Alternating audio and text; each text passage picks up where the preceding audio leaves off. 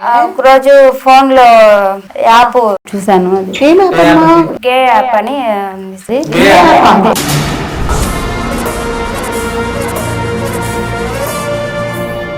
అక్రమ సంబంధం పెట్టుకుండ్రు. నువ్వు పెట్టుకున్నావని వచ్చాంరా, నేనే వంట పెట్టుకున్నారా, వంట పాయసం పెట్టుకున్నావు కదా.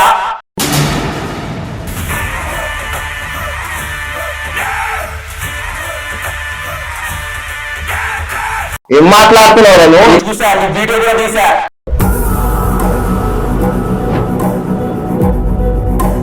నాకు ఫీలింగ్స్ వస్తలేవు కదా సార్. అంటే అబ్బాయిని చూస్తే ఫీలింగ్ వస్తుందా?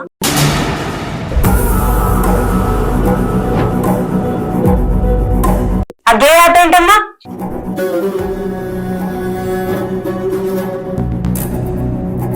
అతనికి నాకు శారీరకంగా కూడా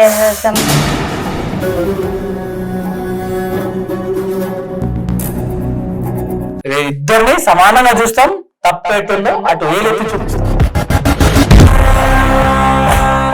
అందరికీ నమస్కారం. నేను మీ ఎర్రం శాంతి గుప్తా. నా విచారణ కార్యక్రమానికి స్వాగతం. ఈ రోజు మనతో పాటు ఉన్నారు ప్రముఖ సైకాలజిస్ట్ సుశీల గారు, ప్రముఖ అడ్వకేట్ అలీ గారు. నమస్కారం సార్. నమస్కారం మేడం. నమస్కారం మేడం. నమస్కారం. నమస్కారం మేడం. నమస్కారం. నమస్కారం. నా పేరు ఝాన్సీ మేడం, నెల్లూరు నుంచి వచ్చాము. చెప్పండి అమ్మా, ఏంటి మీ బాధ? నా హస్బెండ్ ద్వారా ప్రాబ్లం మేడం. మీ హస్బెండ్ ద్వారా ప్రాబ్లం? ఈయననేనా అమ్మా? మా హస్బెండ్ ఫ్రెండ్ మేడం. అతను మీ హస్బెండ్ ఫ్రెండ్ అయినా? హస్బెండ్ రాలేదా? హస్బెండ్ రాలేదు మేడం. కానీ వాళ్ళ ఫ్రెండ్ తీసుకొచ్చిందంట సార్. సార్ మరి ఏం ప్రాబ్లం ఉన్నది, మరి ఎందుకు తీసుకొచ్చారు, అలాంటి సిచ్యువేషన్ ఎందుకు వచ్చింది? చెప్పండి అమ్మా. అయినోళ్ళ ద్వారానే మ్యారేజ్ చేశారు మేడం. అతను బ్యాచులర్ తో అపార్ట్మెంట్ లో ఉండేవాళ్ళు. Okay okay okay. అక్కడే సింగిల్ గా ఒక రూమ్ పక్కనే అక్కడే తీసుకొని నన్ను మ్యారేజ్ చేసుకొని సింగిల్ గా పక్కన రూమ్ లోనే ఉండిచ్చారు. ఒక రోజు హాల్లో నన్ను పడుకోబెట్టి తన ఫ్రెండ్స్ బెడ్రూమ్ లో పడుకో ఉండేవాళ్ళు. అది నాకు సరే కదా, ఫ్రెండ్సే కదా అని నేను లైట్ గా తీసుకున్నాను. ఒక రోజు ఫోన్ లో యాప్ చూసాను, గే యాప్ అని.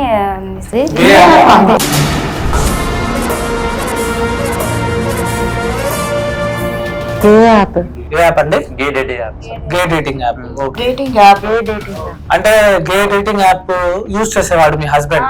చేసేవాడు. ఎందుకంటే ప్రాబ్లం ఆయనకి మీతోటి? ఆయనకి నాకు శారీరకం కూడా ఏ సంబంధం లేదు సార్. ఎన్ని సంవత్సరాలు అయిందండి? 2 years అయింది సార్. 2 years పెళ్లిలో ఎప్పుడు కూడా కాలేదా? ఈ విషయం అమ్మ వాళ్ళతో డిస్కస్ చేశారా? చేశాను సార్. ఏమన్నారు అమ్మ వాళ్ళు? అంటే వాళ్ళు కూడా సర్లేమ్మా ఈ మధ్య కదా పెళ్లి అయింది, సర్లే సర్దుకో కొంచెం అని చెప్పుకుంటా వచ్చారు వాళ్ళు కూడా. సరే, మీ అత్తమ్మ వాళ్ళకి చెప్పారా, డిస్కస్ చేశారు? వాళ్ళకి చెప్పలేదు. అంటే ఈ గే యాప్ గురించి ఫ్రెండ్స్ తో పడుకున్నట్టుగా అవన్నీ ఏం చెప్పలేదు. ఆ పిల్లలు కావాలని వాళ్ళు మా నాన్న అడుగుతా ఉన్నారు. ఇతనేమో నాతో అసలు మాట్లాడలేదు. అసలు ఏం లేదు కదా. హాస్పిటల్ లో నర్సుగా చేస్తుంటారు. పైగా మీరు నర్సుగా చేస్తుంటారు. ఒక రోజు నేను ఇంటికి వచ్చే తలకే తను వాళ్ళ ఫ్రెండ్ తో బెడ్రూమ్ లో ఉండడం నేను చూసాను. బెడ్రూమ్ లో ఉంటారు కామన్ కదమ్మా, దానికి ఏమవుతుంది? బెడ్రూమ్ లో వాళ్ళు పడుకో ఉండడం చూసాను. పడుకోవడం అంటే అంటే నేను క్లియర్ గా అడుగుతున్నాను, ఏంటి వాళ్ళు పాల్గొంటున్నప్పుడా లేకపోతే బట్టలు లేకుండానే? ఏంటి బట్టలు లేకుండానే చూసాను.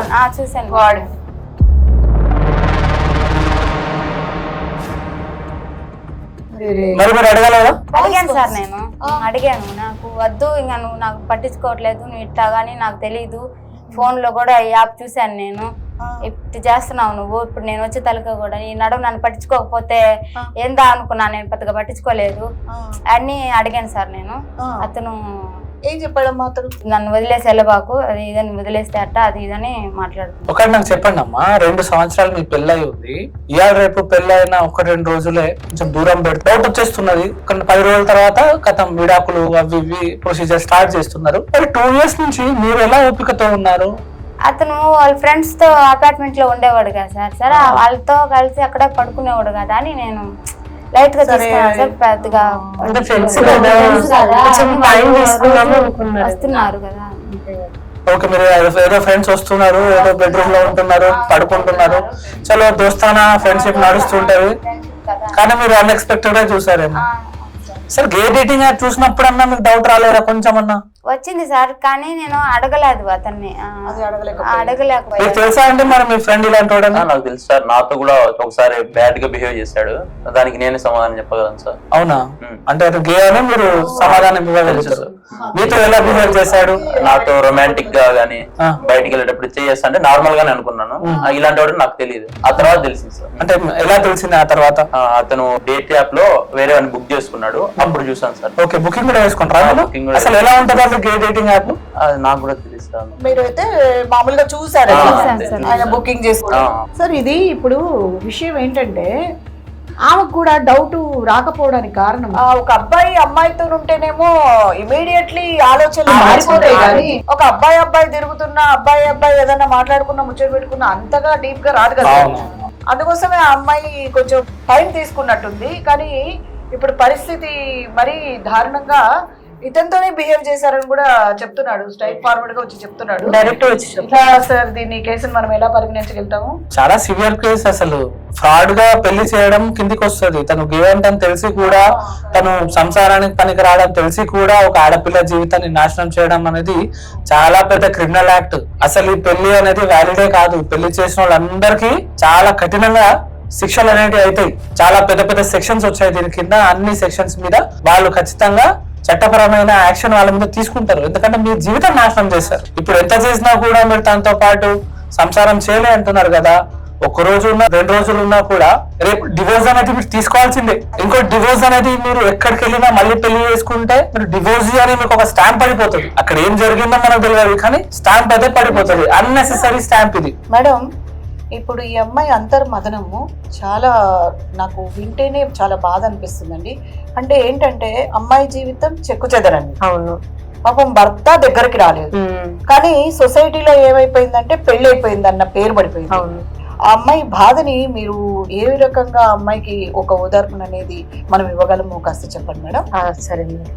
ఏం లేదమ్మా, ఇప్పుడు ఇదంతా నీకు ఆల్రెడీ తెలిసిందే. మీ అత్తయ్య గారికి మీ మావయ్య గారికి కూడా తెలిసి ఉండాలి దీని గురించి.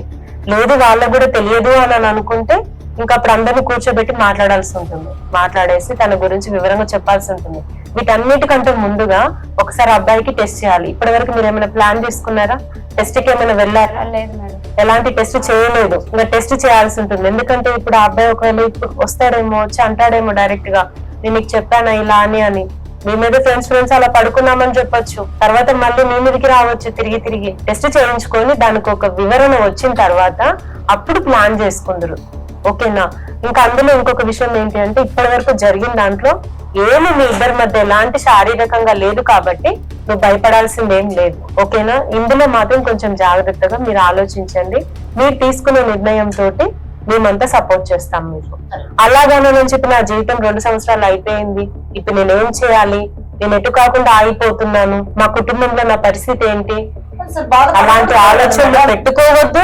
మీరు బాధపడద్దు, ఇంకా సంతోషపడాలి. ఇలాంటి మనిషితో ఇంకా ఎన్నాళ్ళని అట్లా ఉంటది మేడం. అదే కదండి. అవును. ఇంకోటి నాకు ఒకటి క్లారిటీ చెప్పండి. ఇద్దరు మీ హస్బెండ్ బెడ్ మీద వేరే వాళ్ళతో పడుకుని ఉన్నారని మీరు చెప్పారు.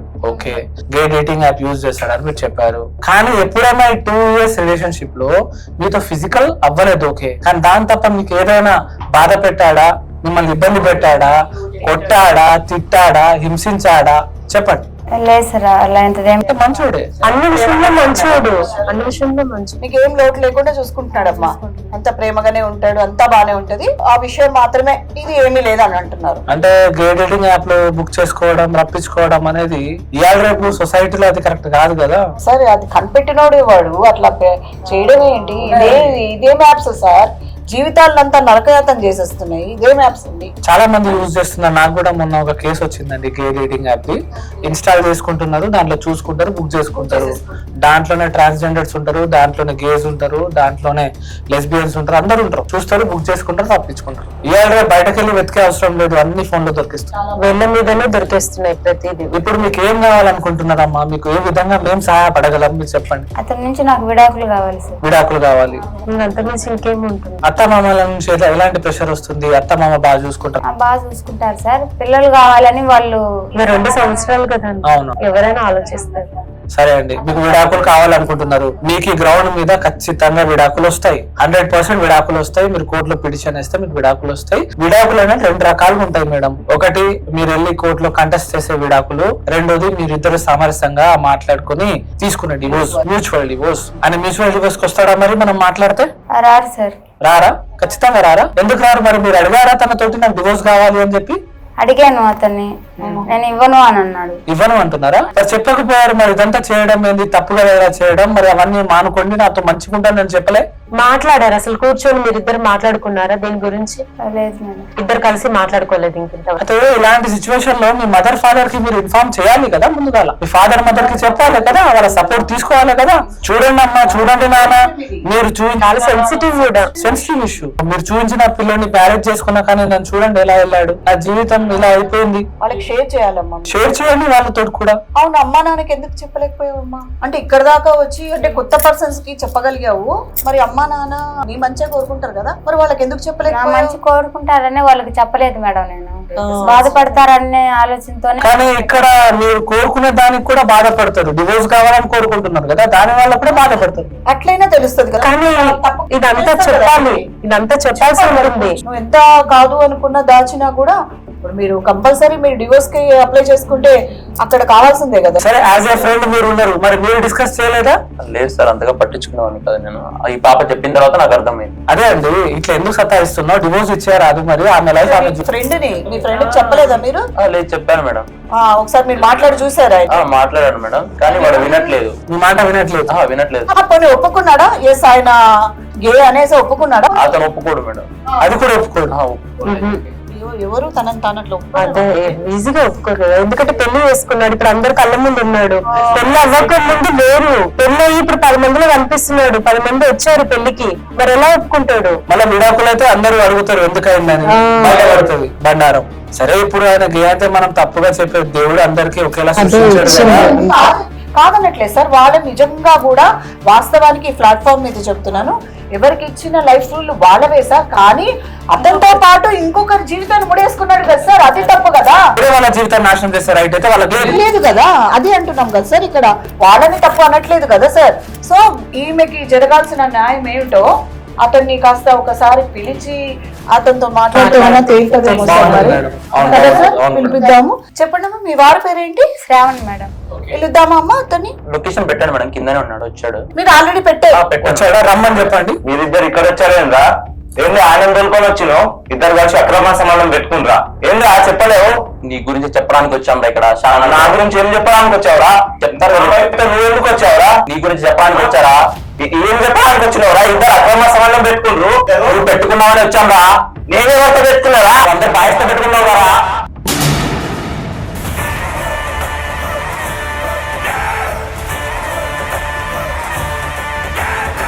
ఏం మాట్లాడుతున్నావు? చూసా, నీ వీడియో కూడా తీసా.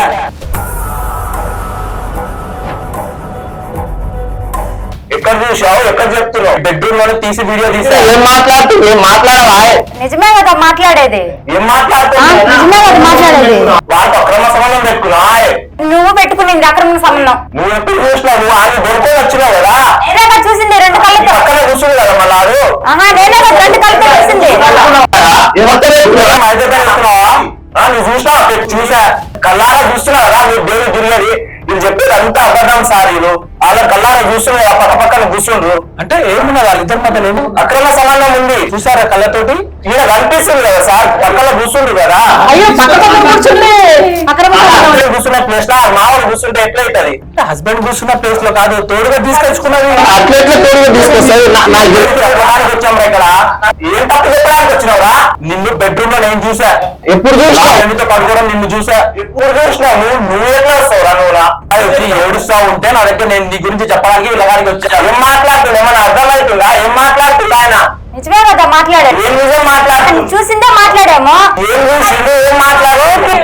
కాదు, 1 సెకండ్. నువ్వు చూసావు, చూసాను. నీ మీద కూడా అట్లా జరిగిందని కూడా ఇందాక మాతో చెప్పావు కదమ్మా. ఆ మాట అబ్బాయికి అలాంటి జరగలేదు కదా మేడం, అందుకే చెప్తలేదు కదా. అది అబద్ధం. మరి ఇది అబద్ధమా? అది అబద్ధం కదా. నాతో కూడా పెట్టుకున్నాడు. అది నిజమైతే చెప్తారు కదా మేడం. అది అబద్ధం కాబట్టి చెప్తారు కదా. ఇప్పుడు నేను కల్లారి కూర్చున్నప్పుడు మీరు అరిస్తే నిజమైపోదు. మీరు అరిస్తే నిజమైపోదు. తెలుసుడు కాదు. ఈయన నిజం చెప్పాలి కదా. ఇప్పుడు ఉన్నారని చెప్పారు కదా మేడం. ఇప్పుడు నేను వచ్చినప్పుడు మాటలు వస్తాయి మళ్ళీ చెప్తారే, అరే నువ్వు నాతో రొమాన్స్ గా బిహేవ్ చేయలేరు. ఇప్పుడు చేసా నువ్వు నాకు ఇప్పుడు 3 సార్లు అబద్ధాలు చెప్ప 3 సార్లు చేసావా చేయలేదా? నిజం చెప్పు, నువ్వు నిజాలు మాట్లాడు, అబద్ధాలు చెప్పు. నువ్వు అబద్ధాలు కల్లారా చూస్తున్నా, నువ్వు మా వైపు పక్కనే కూర్చున్నావు. వైపు పక్కన కూర్చుంటే నేను ఫ్రెండ్ అనుకున్నా, ఎంత నమ్మాను. నిన్ను నమ్ముకున్నారా? అనవసరంగా ఈ అమ్మాయి నుంచి పెళ్లి చేశారా? నీకు నువ్వు ఏం మాట్లాడుతున్నావు అర్థమవుతుందా? కల్లారా కనిపిస్తుంది కదా నువ్వు నా వైపు పక్కన కూర్చుంది. పక్కన కూర్చుంటే అయినట్టేనా? అర్థమవుతుందా నీకు? నాకు అర్థమవుతుంది, నీకు అర్థం కావట్లేదు. కల్లారా చూసినా కూడా నీ బైక్ల మీద తిరిగేటి, బైక్ మీద తిరిగేదా? బైక్ల మీద తిరిగేటి కల్లారా నేను చూశాను సార్ మేడం. అప్పుడెందుకు నువ్వెందుకు ఆపలేదు? బండి మీద తిరుగుతా అది చెప్పేది అబద్ధం కాబట్టి అడగలేదు మేడం. ఇప్పుడు ఈయన చెప్పింది అబద్ధమా నువ్వంటావు, నువ్వు చెప్పింది అబద్ధమా నేనంటాడు. అసలు మీరు ఏం మాట్లాడుతున్నారు? అంటే నా ఫ్రెండే కదా, అలాంటి ఉద్దేశాలు పెట్టుకోవాలని చెప్పలేదు. మరి ఆయన కూడా అంతే. ఇప్పుడే ఎందుకు? ఇప్పుడు నేను కల్లారా చూసినా కదా మేడం. అరే పక్క పక్కన కూర్చుంటే తప్పేమున్నది? అదేంటమ్మా? వైఫ్ పక్కన హస్బెండే ఉంటారు కానీ ఫ్రెండ్ ఎట్లా కూర్చుంటారు? అట్లే అనుకుందాము. మరి ఆమె పక్కన నువ్వెందుకు లేవు? మేము క్వశ్చన్ మార్క్ అడుగుతున్నాం, నువ్వు చెప్పు. ఆమె పక్కన నువ్వెందుకు లేవు? ఇక్కడ వచ్చేటట్టు నాకు చెప్పలేదు. మేము వేరే ఫంక్షన్ కి పోతున్నామని చెప్పారు. ఇతను ఫోన్ చేసి వేరే ఫంక్షన్ కి పోతున్నా రారా అంటే వచ్చినా నేను. ఓకే, నాకు తెలియదు మీరిద్దరు ఇక్కడ ఉన్నారు నాకు తెలియదు. కానీ వాళ్ళు బళ్ళ మీద తిరుగుతున్నారని మాత్రం నీకు చూసా చూసినావు. మరి అప్పుడు వారించలేదా నువ్వు? ఫ్రెండ్ అనుకున్నా కదా, ఇప్పుడు కూడా ఫ్రెండ్ అనుకోవచ్చు కదా. ఫ్రెండ్ అనుకోనే కదా ఏం మాట్లాడలే. అయినా చూడమ్మా ఒక మాట, అక్కడ కొంచెం ఆలోచించు.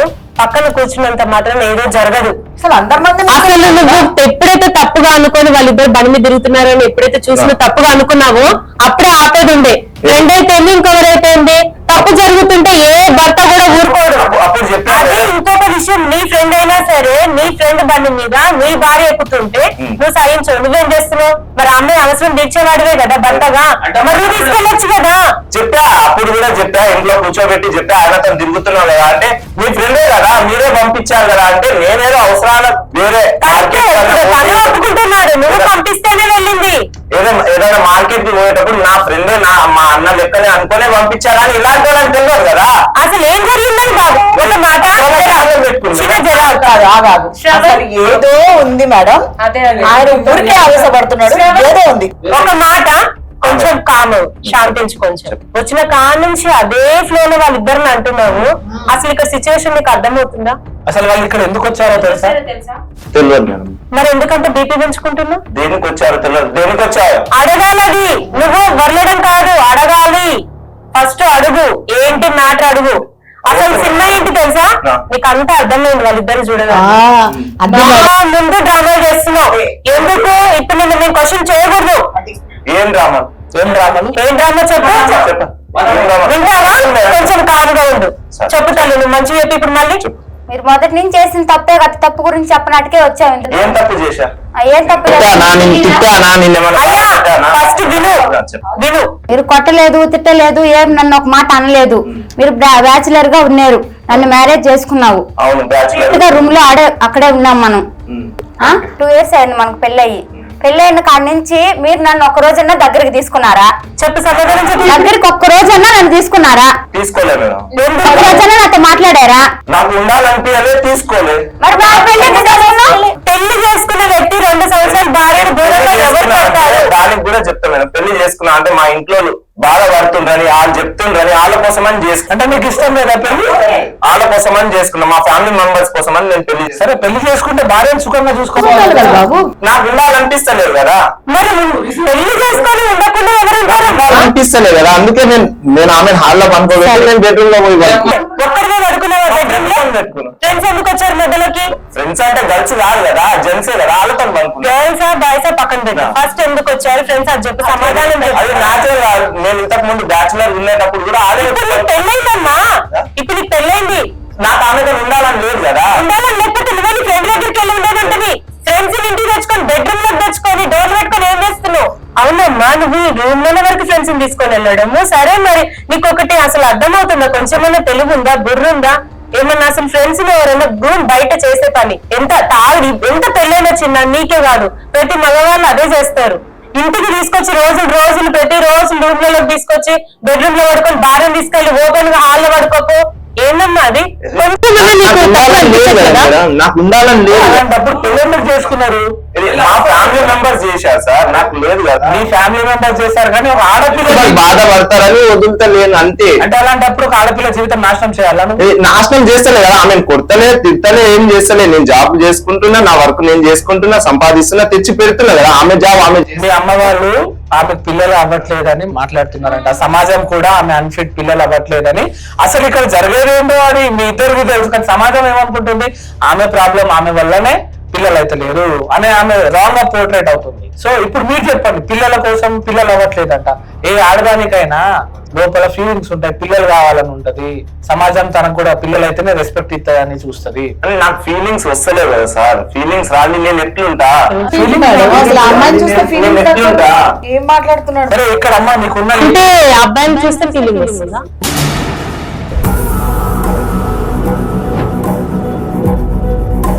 సిగ్గుపడుతున్నారు. అదే ఆట ఏంటమ్మా?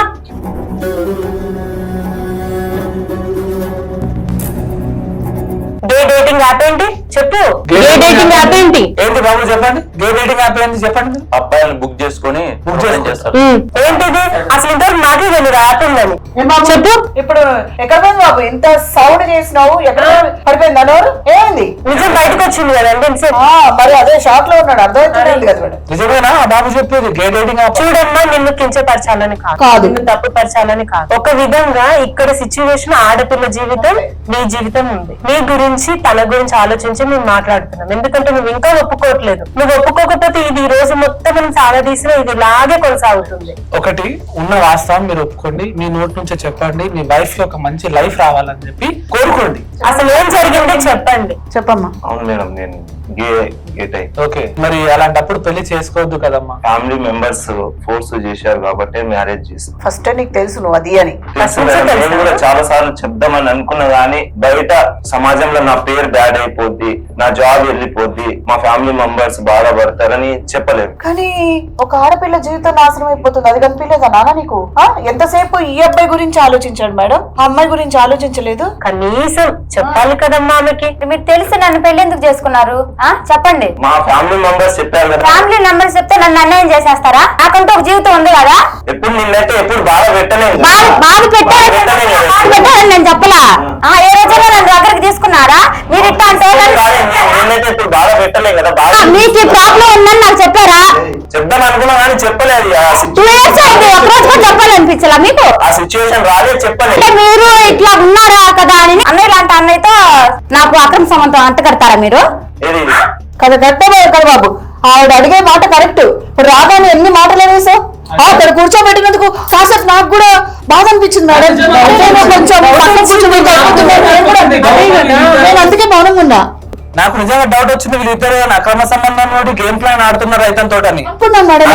ఏం చేస్తారంటే గుట్ట కాల్ చేసి పైన చేస్తాడు. చూడమ్మా, నీ దగ్గర తప్పు ఉంది, కానీ అది తప్పుగా అని కూడా నేను చెప్పలేను. ఎందుకంటే నీలో ఉన్న ప్రాబ్లం అది. అదే సిచ్యువేషన్ ఇలాంటివి బయట కూడా ఉన్నాయి కాదని నేను అనట్లేదు. కానీ నువ్వు చేసిన దాన్ని, నీ చేతిలో ఉన్న దాన్ని అలా అమ్మాయి మీద తోయడం కరెక్టేనా చెప్పు? తప్పే మేడం. నీది బయట పడద్దు అని వాళ్ళిద్దరిని అక్కడ బ్లేమ్ చేస్తున్నావు, చూసావా? అది తప్పు. ఒకటి, ఇప్పుడు మంచి ఆప్షన్ ఇస్తున్నాము. ఇప్పుడు ఇలాంటి సిచ్యువేషన్స్ లో అమ్మాయి అయితే మీతో లైఫ్ లీడ్ చేయలేదు, అది పాసిబిలిటీ లేదు. 100 సంవత్సరాలు బతికేదండి మనము. ఒక 2 సంవత్సరాలు ఎట్లనో ఓపిక పట్టింది, ఇంకా జర్నీ చాలా పెద్దగా ఉంది, లైఫ్ జర్నీ. అప్పటిదాకా ఉండలే పిల్లకాయలు ఎవరు లేకుండా ఆమె ఎట్లా లైఫ్ తీర్చేది? ఆమె కూడా ఒక తోడు నీడ ఫీలింగ్స్ అనేటివి ఉంటాయి ఖచ్చితంగా. ఒక ఆడదానికి మాతృమూర్తి అవ్వాలన్నదే ఒక కోరిక సార్. అసలు అది చిరకాల కోరిక, ఎప్పటికీ ఒక ఆశలాగా ఉంటది మేడం. అలాంటిది ఆ అమ్మాయికి ఆ భాగ్యమే లేదని తెలిస్తే అది కరెక్ట్ కాదు సార్. ఇతను మీరు ఖచ్చితంగా దీనికి ఉన్న రూల్స్ అండ్ రెగ్యులేషన్స్ చెప్పి ఆ అమ్మాయి జీవితానికి మాత్రం ఒక మంచి దారి చూపించాలి సార్ మనం. దానికన్నా పెద్ద దురదృష్టం ఏది లేనే లేదు లైఫ్ లో. చూడండి అమ్మా, మీ దగ్గర ఉన్న ప్రొవిజన్స్ నేను ఆల్రెడీ చెప్పినా, మళ్ళీ చెప్తున్నాను. మీకు ఇష్టం ఉంటే మీరు డివోర్స్ ఇచ్చేయండి. డివైస్ అయితే ఇవ్వలేను సార్. నాకు డివోర్స్ కావాలి. నేను ఇవ్వలేను. నాకు విడాకులు కావాలి. ఇవ్వలేను, నేను ఇవ్వలేను. నాకు విడాకులు కావాలి. ఇవ్వలేను అంటే మరి ఆమె జీవితం ఏం చేద్దాం అనుకుంటున్నావు? విడాకులు ఇస్తే నా జీవితం నాకు విడాకులు కావాలి. ఎట్లా ఇస్తా నేను? నా జీవితం మొత్తం నాశనం అవుతుంది కదా. మా ఫ్యామిలీ మెంబర్స్ బాధపడతారు, అందరికి తెలిసిపోతారు, నేను గే అని అందరికి తెలిసిపోతారు కదా. అయితే ఇప్పుడు జీవితాంతం ఇప్పుడు అమ్మాయికి మాతృమూర్తికి తన ముద్దే వద్దా? ఏం బాబు ఎంతసేపు నీ స్వార్థమే చూసుకుంటున్నావు? అమ్మాయి గురించి అయితే ఇయ్యలేరు. ఒక ఆడదానికి అన్యాయం జరుగుతుంటే ఎట్లా ఒక అన్నగా ఆయన కూడా పోరాడుతున్నాడు. నేను ఇవ్వలేను మేడం. మా ఫ్యామిలీ మెంబర్స్ పక్కదారి పెట్టినప్పుడు ఈ అమ్మాయి రా నా పేరు డాడ్ వచ్చేస్తారు, నేను ఇవ్వలేను రా. అమ్మ ఇదంతా నువ్వు బయట తెలిసేంత వరకు ఇప్పటి వరకు బాగానే ఉన్నారు, ఎవరికి తెలియదు, మీకు మట్టుకే తెలిసి ఇప్పుడు ఇంకా అందరికి తెలియక ముందే మీరు విడాకులు తీసుకొని వినొచ్చిందా ఎవరంతటా వాళ్ళు ఉంటే బాగుంటది. ఇది బయట పడేసుకోవాలని అనుకుంటే అమ్మాయి కోర్టు వరకు వెళ్తుంది, కేసు వేసుకుంటుంది, తర్వాత నష్టం జరుగుతుంది, 10 మందికి తెలుస్తుంది. అంతకన్నా అందరికి తెలిస్తే నేను తెలిసిపోతా కదా, అది తెలియద్దనే కదా నేను విడాకులు ఇయ్యనండి. అందుకే మ్యూచువల్ డైవర్స్ తీసుకోండి. నేను ఇవ్వలేను మేడం, మా ఫ్యామిలీ మెంబర్స్ బాధపడతారు, నా పేరు అనేది ఫ్యామిలీ మెంబర్స్ ని మేము పిలిపిస్తాం, మీ అమ్మకి మీ నాన్నకి మేము అర్థమయ్యేటట్టు చెప్తాం, వాళ్ళమ్మ నాయనకి పిలిపిస్తాం, వాళ్ళకు కూడా అర్థమయ్యేటట్టు చెప్తాం. ఏమనుకుంటున్నావు నువ్వు? ఒక ఆడబిడ్డ జీవితం మా అందరి ముందు కూర్చొని నాశనం చేస్తారంటే ఎవరు ఊరుకుంటారు బాబు? కోసం వాళ్ళ అమ్మగారు పిల్లలు లేరు అంటే నోట్లోంచి మాట కూడా చెప్పలేదు మేడం. కనీసం సపోర్ట్ కూడా ఎందుకంటాడమ్మా? ఎందుకంటాడు? నేను అనకూడదు కానీ నా నోటితోనే నేను ఎంత అనొద్దు అనుకుంటున్నాను మేడం, నన్ను అంత అనిపిస్తున్నారు. మగతనమే లేదని చెప్పుకుంటాడా మేడం?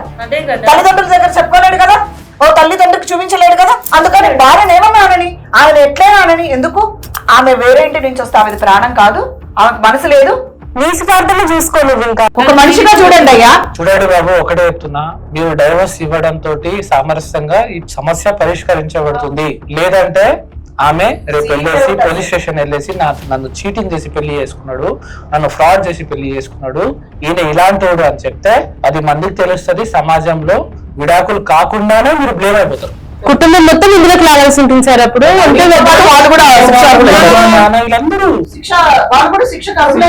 ఇప్పుడు మీరు ఇద్దరిలోనే అయిపోతుంది ఇది, ఇలా చేసుకుంటే మ్యూచువల్ గా.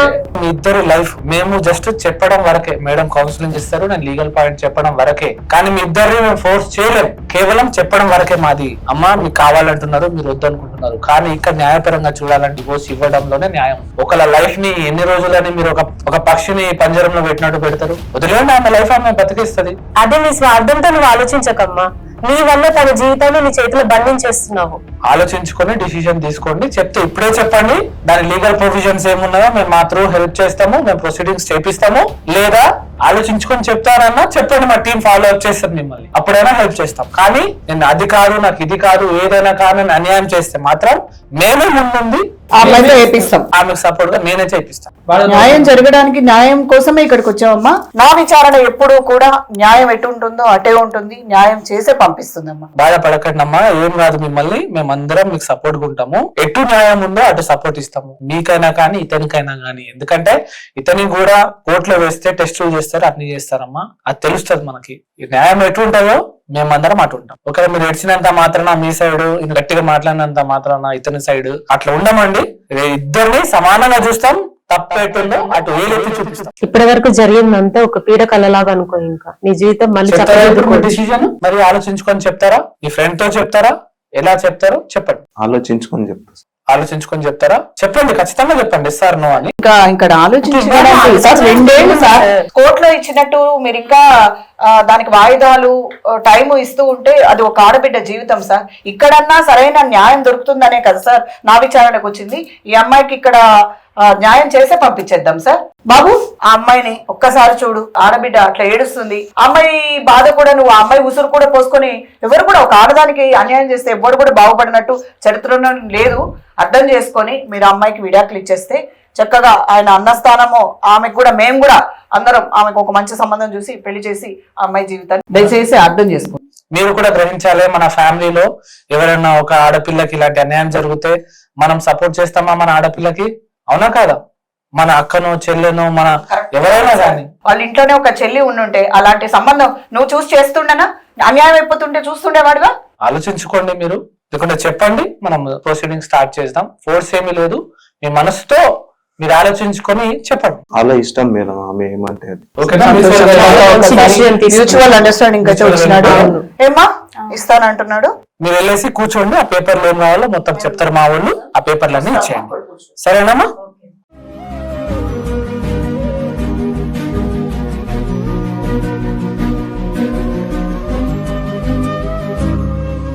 చూశారు కదండి, ఎంతటి బాధాకరం అంటే మన దగ్గరికి ఝాన్సీ మరియు శ్రవణ్ కేసు వచ్చింది కదండి. నా విచారణకి ఇలాంటి కేసు ఇదే మొదటిసారేమో అనుకుంటున్నాను. అయితే అతను గే అని తెలియక పెళ్లి చేసేసిన పెద్దలు అనాలా, పాపం బాధపడుతున్న అమ్మాయినా, లేకపోతే అతన్న, ఎవరినని నిందిస్తాం? కానీ పెళ్లిళ్ళు చేసే ముందు 1కి 2 సార్లు మీ బిడ్డల జీవితాల గురించి ఒకసారి ఆలోచించి తగిన నిర్ణయం తీసుకోవాలని నేనైతే అనుకుంటున్నాను సార్. మరి మీరు? ఒకటి ఇంకోటి చెప్పేది ఏంటంటే, ఈ రోజుల్లో మ్యాట్రిమోనియల్ యాప్స్ అని చాలా వచ్చాయండి. ఎవరు కూడా మ్యాట్రిమోనియల్ యాప్స్ ద్వారా గానీ, లేకుంటే తెలిసిన వాళ్ళు కదా, దూరం బంధువులు కదా అని మాత్రము పెళ్లిళ్ళు ఆడపిల్లలకు కానీ మగవారికి కానీ పెళ్లిళ్ళు చేయకండి. ఎస్పెషల్లీ మ్యాట్రిమోనియల్ సైట్స్ ద్వారా మాత్రం చేసుకుంటే 90%, 90% అనేది డివోర్స్ అయ్యే ఛాన్సెస్ ఉన్నాయండి. ఇది మేము డైలీ లైవ్ గా చూస్తుంటాం, డివోర్స్ అవ్వడం మా కల్లారా చూస్తుంటాము. మాక్సిమం మ్యాట్రిమోనియల్ ఇష్యూసే, మ్యాట్రిమోనియల్ సైట్స్ లో మ్యారేజెస్ అయిన ఇష్యూసే. ఇంకోటి ఏంటంటే, ఎవరైనా కానీ బాయ్ గానీ గర్ల్ గానీ ఏదైనా ప్రీవియస్ పాస్ట్ ఉంటే అది క్లియర్ గా చెప్పేసి, క్లియర్ గా కంక్లూడ్ చేసి చేసుకోండి. వాళ్ళకి ఏదైనా ప్రాబ్లమ్స్ ఉన్నా బాడీలో గానీ, ఏదైనా ఫినాన్షియల్ క్రైసిస్ ఉన్నా, లేకుంటే ఉన్నది లేనట్టుగా లేనిది ఉన్నట్టుగా చెప్పి అబద్ధపు పెళ్లిళ్ళు చేసుకుంటే అవి ఎక్కువ రోజులు నిల్వవు. నేను ఈ రోజు ఈ స్టేజ్ ద్వారా మీ అందరికి చెప్తున్నాను మేడం.